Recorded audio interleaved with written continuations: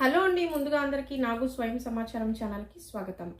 ఈరోజు మన వీడియోలో భగవద్గీత పారాయణంలో 24వ శ్లోకం గురించి అయితే ఇక్కడ చెప్పుకోపోతున్నాం.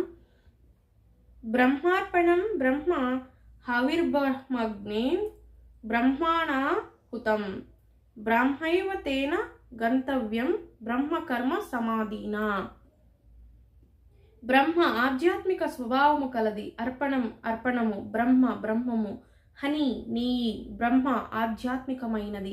అగ్నౌ యజ్ఞాగ్నిలో బ్రాహ్మణ ఆత్మచే. హుతం అర్పించబడి బ్రహ్మ ఆధ్యాత్మిక లోకము. ఏవా నిశ్చయముగా తేన అతనిచే గస్తవ్యం పొందబడుతుంది. బ్రహ్మ ఆధ్యాత్మికము. కర్మలలో సమాధిన పూర్తిగా లగ్నమై. స్వీకరించేది బ్రహ్మము, సమర్పించబడేది కూడా అదే ఆధ్యాత్మిక స్వభావం కలది అయినట్టి ఆధ్యాత్మిక కలాపాలకే పూర్తిగా అర్పణము చేసే కారణంగా కృష్ణ భక్తి భావనలో లగ్నమైన వ్యక్తి తప్పక ఆధ్యాత్మిక లోకమును పొందుతాడు. ఎందుకంటే తను చేసే ప్రతి పనిలోనూ దేవుణ్ణి చూస్తూ ఉంటాడు కాబట్టి ఆధ్యాత్మిక లోకమును ఖచ్చితంగా పొందుతాడు. భాష్యము. కృష్ణ భక్తి భావనలోని కార్యాలు ఏ విధంగా మనిషిని చివరకు ఆధ్యాత్మిక లక్ష్యము వైపుకు నడిపిస్తాయో ఇక్కడ వివరించబడింది. కృష్ణ భక్తి భావనలో నానా రకాల కర్మలు ఉన్నాయి. అవన్నీ రాబోవు శ్లోకాల్లో వివరించబడ్డాయి. కానీ ప్రస్తుతానికి కేవలం కృష్ణ భక్తి భావన సిద్ధాంతము వర్ణించబడింది. భౌతిక కల్మషంలో తగులుకొనిన బద్ధజీవుడు తప్పక భౌతిక వాతావరణంలోనే పనిచేస్తాడు. అయినా అతడు అట్టి వాతావరణం నుండి బయటపడాలి. ఏ పద్ధతి ద్వారానైతే బద్ధజీవుడు ఆ భౌతిక వాతావరణం నుండి బయటపడగలడో అదే కృష్ణ భక్తి భావన. ఉదాహరణకు పాల పదార్థాలను అతిగా తినడం వలన కలిగే అతిసార వ్యాధిచే బాధపడే రోగికి వేరొక పాల పదార్థంతో అంటే పెరుగుతో బాగు చేయవచ్చును. లౌకికంగా ఆకర్షితుడై బద్ధజీవుని గీతలో ఇక్కడ చెప్పబడినట్లు కృష్ణ భక్తి భావన ద్వారా నయం చేయవచ్చును. ఈ పద్ధతి సాధారణంగా యజ్ఞమని అంటే విష్ణువు లేదా కృష్ణుని ప్రీతికే ఉద్దేశింపబడిన యజ్ఞ కార్యమని తెలియబడుతుంది. భౌతిక జగత్తులోని కార్యాలు ఎంత ఎక్కువగా కృష్ణ భక్తి భావనలో అంటే కేవలము విష్ణువు కొరకు నిర్వహించబడితే అంత ఎక్కువగా వాతావరణం పూర్తి లగ్నతతో ఆధ్యాత్మికమవుతుంది. బ్రహ్మం అంటే ఆధ్యాత్మికమని అర్థం. భగవంతుడు ఆధ్యాత్మికమైన వాడు. అతడు దివ్య దేహ కిరణాలు బ్రహ్మ జ్యోతిగా అంటే ఆధ్యాత్మిక తేజముగా పిలబడతాయి. స్థితిని కలిగి ఉన్నట్టి ప్రతిదీ బ్రహ్మ జ్యోతిలోనే నెలకొని ఉంది. కానీ ఆ జ్యోతి మాయచే లేదా ఇంద్రియ భోగముచ్చే కప్పబడినటువంటి భౌతికమని పిలువబడుతుంది. ఈ భౌతికతరే కృష్ణ భక్తి భావనచే ఒక్క మారుగా తొలగింపబడుతుంది.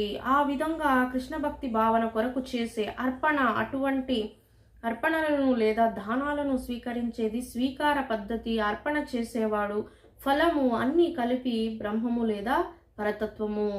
మాయచే కప్పబడిన బ్రహ్మము జడ పదార్థమని పిలువబడుతుంది. పరితత్వముతో తోడింపబడిన జడ పదార్థము తిరిగి తన ఆధ్యాత్మిక గుణాన్ని పొందుతుంది. మాయాభావనము బ్రహ్మముగా మార్చే పద్ధతే కృష్ణ భక్తి భావన. మనస్సు అట్టి కృష్ణ భక్తి భావనలో పూర్తిగా లగ్నమైనప్పుడు అది సమాధిలో ఉన్నట్టు చెప్పబడుతుంది. అటువంటి దివ్య భావనలో చేసేది ఏదైనా యజ్ఞమని అంటే పరతత్వము కొరకు చేసే యజ్ఞ కార్యమని పిలువబడుతుంది. అట్టి ఆధ్యాత్మిక భావనలో అర్పణ చేసేవాడు అర్పణము స్వీకరించేది కర్త లేదా కార్య ప్రధానుడు. ఫలము లేదా చరము లాభము సమస్తము పరతత్వములో అంటే పరబ్రహ్మము ఒక్కటే అవుతుంది. ఇదే కృష్ణ భక్తి భావన పద్ధతి. అంటే మనం ఎంచుకున్న యజ్ఞాది పనులు కానీ లేదా శ్రీకృష్ణ భక్తిని వ్యక్తపరచడానికి చేసుకున్న ఏ ఒక్క భక్తి మార్గమైనా ఆధ్యాత్మిక వైపుగా నడిపించడానికి దోహదపడుతుంది. అలాంటి ఆధ్యాత్మిక దారిలో మనం కృష్ణుడు అంటే ఏంటి, ఆధ్యాత్మిక తత్వం అంటే ఏంటి, ప్రతి ఒక్కదాన్ని మనం అవగాహన చేసుకోగలుగుతాం. దాంట్లో ఇంద్రియ నిగ్రహంతో పాటు ఈ భౌతిక మాయ నుండి మనం ఎలా బయటపడాలి, ఎలా లౌకిక తత్వాన్ని పొందాలి, ఎలా శ్రీకృష్ణ భక్తి భావనని వ్యక్తపరచాలి, ఆ ఒక్క మాయ ఎలా తొలగుతుంది అనేది కూడా ఇక్కడ స్పష్టంగా వివరించడం జరిగింది ఈ శ్లోకంలో అయితే. అంటే శ్రీకృష్ణుని యొక్క కిరణాలు ఎలా తేజోమయంగా మనకి ఆధ్యాత్మిక తేజోమయంగా పిలువబడుతుందో కూడా చెప్పడం జరిగింది ఇక్కడ. ఆ ఒక కిరణాల వల్ల మనము ఒక పొరలాగా, అంటే ఒక మాయని ఏర్పరచుకుని ఉంటాం. ఆ మాయలన్నింటినీ, మాయ అంటే ఇక్కడ ఇంకేదో ఒక కవచము గ్లౌజు లాగా కాదు. ఇక్కడ మాయ అంటే మన భ్రమ, మనం చేసే అంటే మన ఒక ఆశల భ్రమ అనే చెప్పచ్చు. స్పష్టంగా చెప్పాలంటే నాకు ఆ కోరికలు ఈ కోరికలు, లేదా దేవుడు అలా ఉంటాడేమో ఇలా ఉంటాడేమో అనే మాయలో అయితే ఉంటాం కదా. ఆ మాయలన్నింటినీ త్యజించి లౌకిక తత్వాన్ని, శ్రీకృష్ణ భక్తి భావనకి ఏకైక మార్గం చూపించేదే ఆధ్యాత్మిక శ్రీకృష్ణ భక్తి భావన.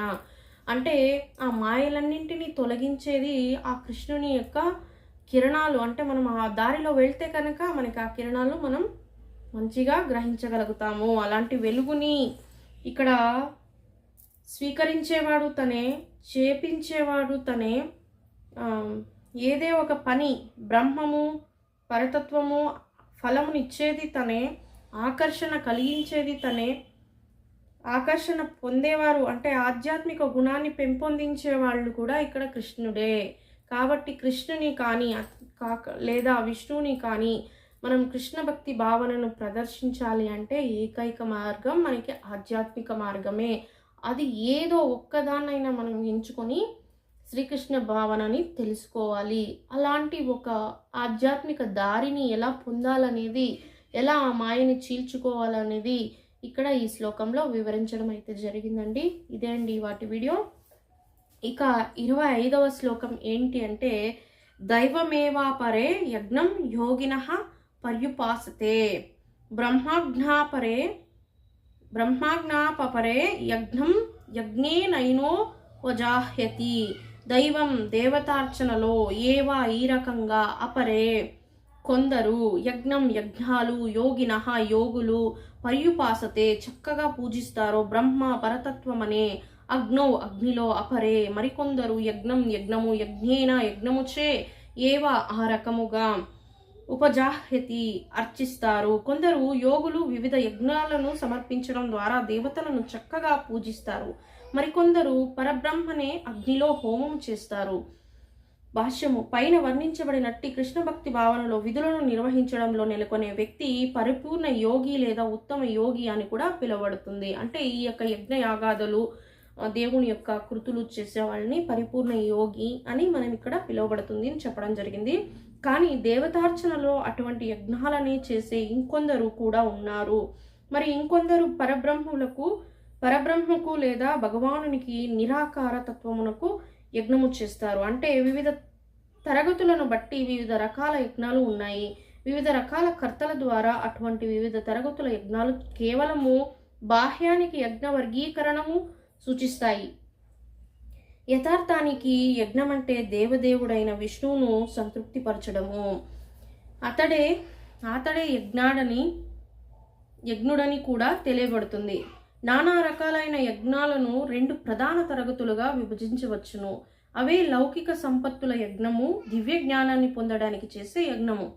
అంటే మనకి మన యొక్క జ్ఞానాన్ని పెంపొందించడానికి చేసే యజ్ఞం అయితే ఒకటి, లేదా లౌకికత్వాన్ని మనం తెలుసుకోవడానికి, ఆ లౌకికత్వంలో ఉన్న సంపత్తుని పొందడానికి చేసే యజ్ఞం. అంటే భక్తి భావనని తెలుసుకోవడానికి చేసే యజ్ఞం ఒకటి, మన జ్ఞానాన్ని పెంపొందించడానికి చేసుకునే యజ్ఞం అయితే ఇంకొకటి. అందుకే ఇక్కడ 2గా విభజించడం జరిగింది.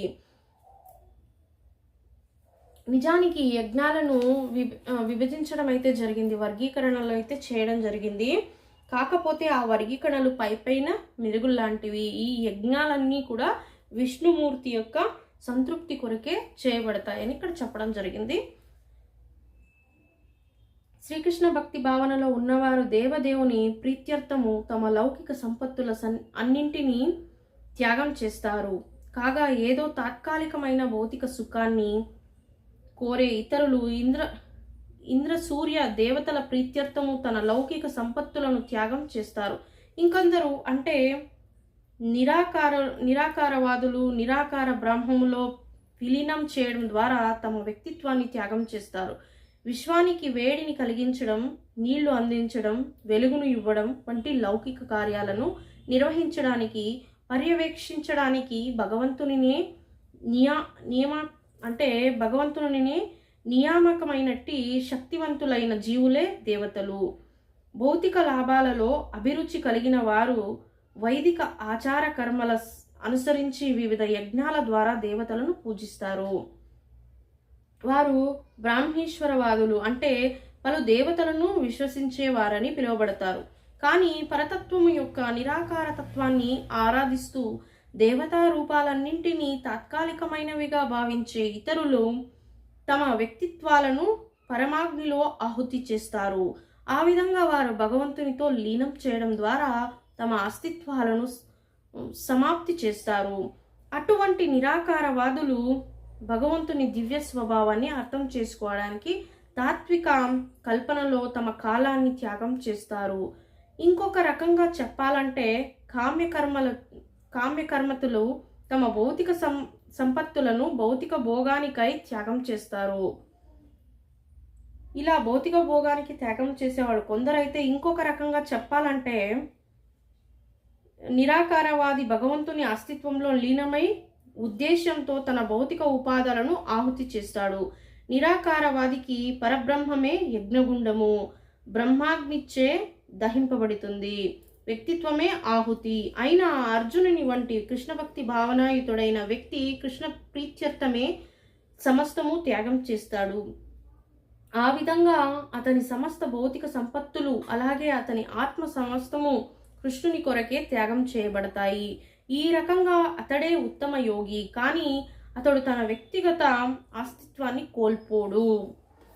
అంటే ఇక్కడ దేవునికి యజ్ఞం చేసి ఆహుతి ఇచ్చే విధానం కూడా రెండు విధాలుగా చెప్పాడు. భౌతిక కోరికలన్నీ అంటే భౌతిక సంపత్తులన్నింటినీ కూడా దేవునికే సమర్పించేవాడు. తనలోని అంతర్ముఖ ఆధ్యాత్మిక సమస్తము అగ్ని ఆహుతి అన్నింటినీ కూడా కృష్ణ ప్రీత్యర్థం కొరకే వెచ్చించే వాళ్ళు కొందరైతే, కొందరు నిరాకారవాదులు భగవంతుణ్ణి అస్తిత్వంతో కొలిచే వాళ్ళు ఉంటారు కదా, అలాంటి వాళ్ళు ఒక రకమైతే, ఇంకో రకంగా చెప్పాలంటే వాళ్ళ స్థీమిత కోరికల కొరకు కొన్ని శక్తి దేవతలను అయితే ఎంచుకుంటారు.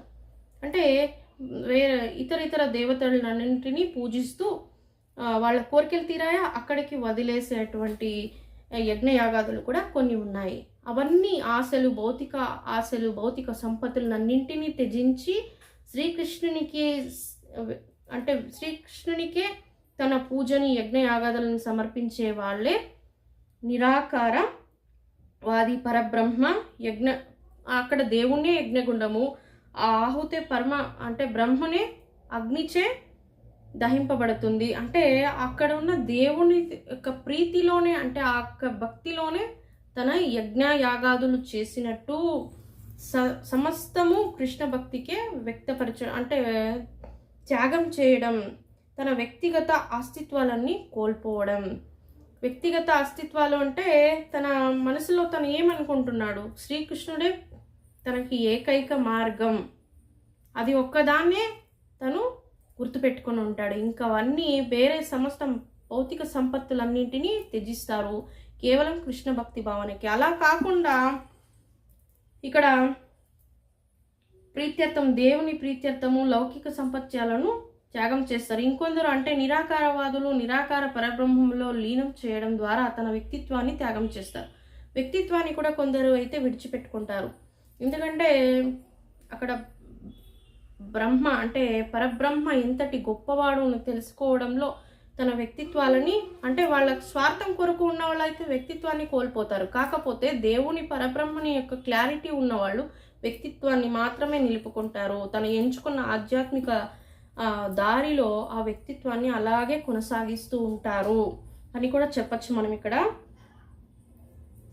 భౌతిక భోగానికై త్యాగం చేయగా భౌతిక సంపత్తులన్నింటినీ ఇంకొకరి రకంగా చెప్పాలంటే కామ్య కర్మతులు తమ భౌతిక సంపత్తులను భౌతిక భోగానికై త్యాగం చేస్తారంటే పైన అంటే ఆ ఒక్క పని అయ్యే వారికి మాత్రమే తను ఒక యోగి, త్యాగి ఇలాంటి వాటిని ఎంచుకొని ఒక పర్టికులర్ దేవుణ్ణి అయితే చూసుకొని తన యొక్క ఇచ్చ అంటే తన ఆశ నెరవేరిన తర్వాత తను మామూలు యథాస్థితికి వచ్చేసే వాళ్ళు కూడా కొందరు ఉంటారు. అలా కాకుండా పూర్తి తను చేసే యజ్ఞ యాగాదాలన్నింటినీ కూడా దేవునికి సమర్పించేవాడే శ్రీకృష్ణ పరమాత్మునికి దగ్గరగా ఉన్న అర్జుని లాంటి వాళ్ళు అని ఇక్కడ అర్జునునితో పోల్చడం జరిగింది. అంత గొప్ప వ్యక్తిత్వాన్ని కలిగి ఉండాలి.